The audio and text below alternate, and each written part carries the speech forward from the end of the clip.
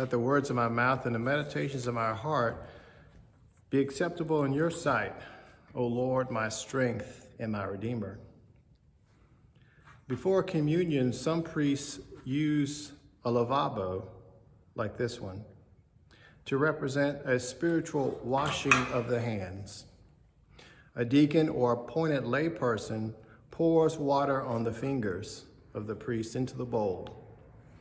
A purificator or other such linen can be used to dry the fingers. This is a ritual and does not clean the hand.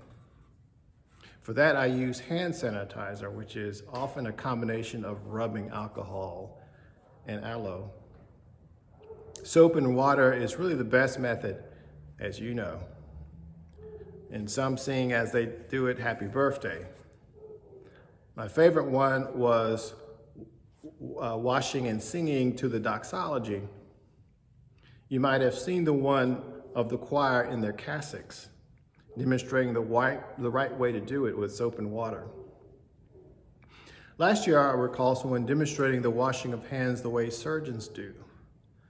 First, washing the tips of the fingers, then the palm of each hand, and then the thumbs. In the scriptures, we learn that some would not even eat without first washing their hands, even back then. And we see water depicted in several different ways as a force of destruction and as a part of salvation. And water is truly a fascinating substance in that it can be a solid, liquid, or gas. We try to control it, but it can get out of hand. In extreme temperatures, water pipes can burst if not insulated. And we saw this recently in Texas as people lost power due to extreme weather conditions. Authorities encouraged people to boil water, I guess using gas stoves, because their power was out. One lady on TV said that they were boiling snow on their propane gas grill. Some people's houses flooded, but help is on the way. It will be warm in Houston this afternoon, 70 degrees. The flood story in the book of Genesis has fascinated many people over the years. Genesis is Greek for origin, and in Hebrew, the word Bereshit means in the beginning. God uses the floodwaters for destruction, but 8 humans survive. Noah and his wife, his 3 sons, and their wives. God formed a covenant with humanity. And a covenant is an agreement between a superior and an inferior, initiated by the superior. And often there's a ceremony of some sort involved. In this story, God uses his weapon, the bow. He sets his bow in the clouds, and ancients imagined this bow as God's weapon, as he points it away from humanity and promised to never destroy his creation again using water. He uses the rainbow as a sign of this covenant. The ark that Noah builds keeps them safe from the destruction of water. In the gospel reading for today in Mark, Jesus allows John to baptize with water in the Jordan River.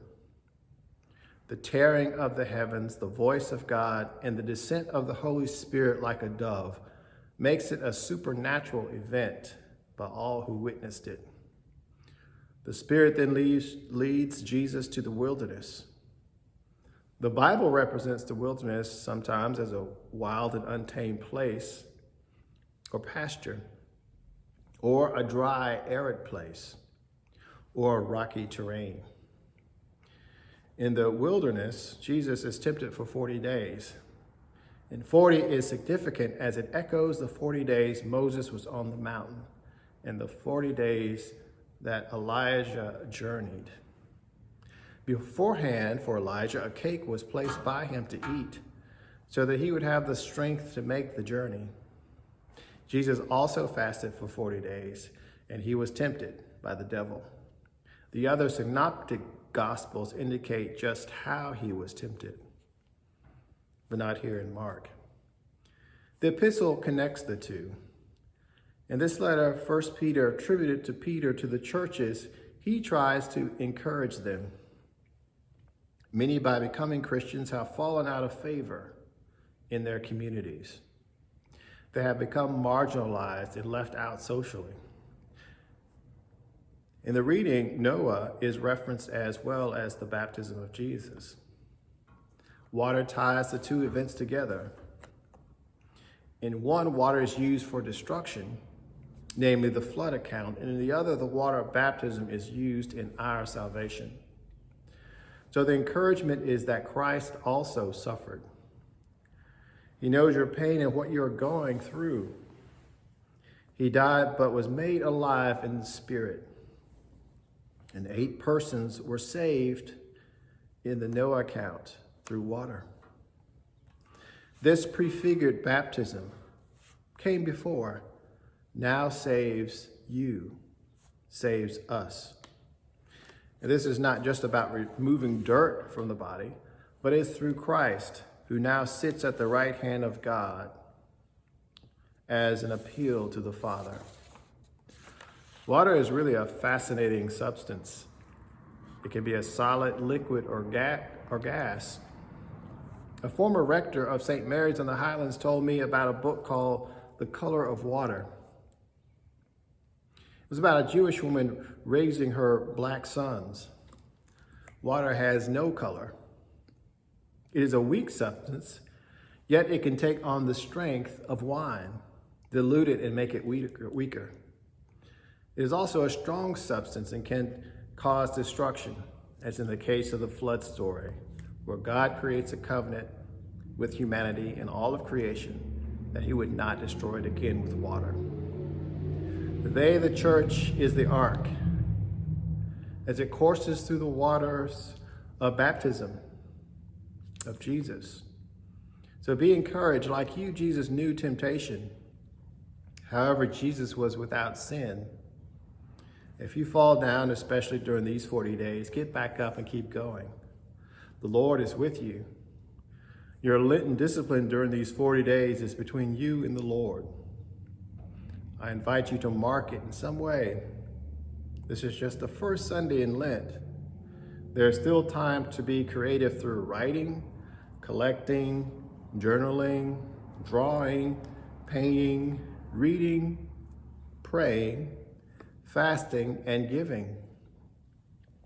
You can watch them grow, so to speak, and blossom in Easter in a unique way between you and the Lord. Continue to find a way to remember God's call to us in a way that he and he alone can do to reach us and to help make us whole. And for that we say, thanks be to God.